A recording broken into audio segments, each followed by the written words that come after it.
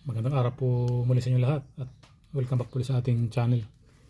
Ito po, meron tayong i-unbox na tools natin. Ito po, bagong order natin. Pero ano po ito, hindi so electronics kundi pang mechanical tools po ito. Kasi meron tayong gagawin na easy compressor. Pagpapaklasabaw tayo ng compressor at the same time yung kanyang pulley.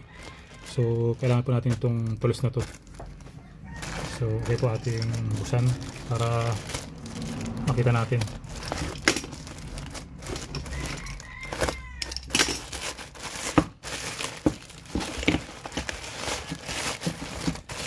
So ito po siya.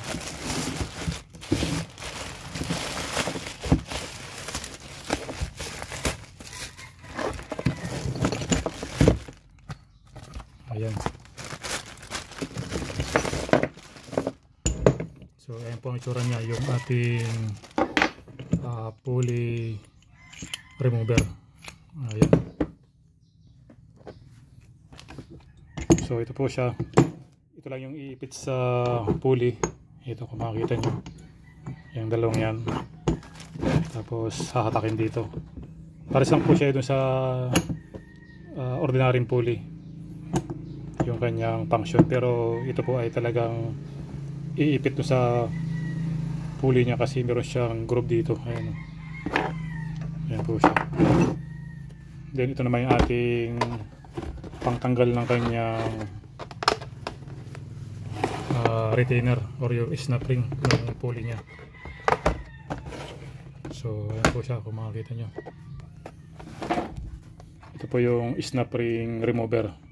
Ito yung straight, open and close. Ito naman yung naka angle siya. Ito, open and close din po siya. Ayan kung makikita nyo. So yan po ang ating pangtanggal ng ating compressor pulley.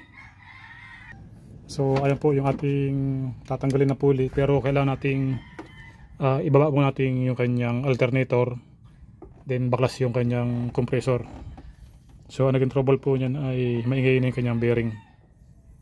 Ay wala tayong tools na pangtanggal nito, gawa ng puro electronics tools tayo.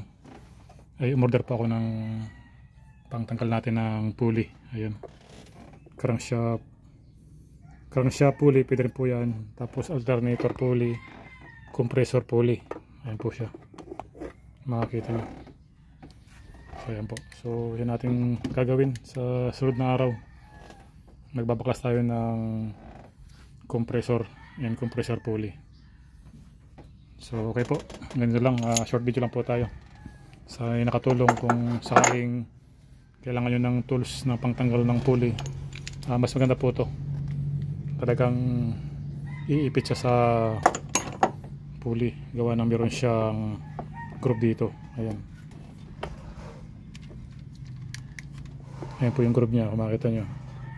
Ito yung groove nya. So okay po, at maraming salamat sa inyong panood, at huwag pong kalimutan mag-subscribe po sa aking channel at i-like share po natin. Magandang araw po muli sa inyo lahat. Thanks for watching.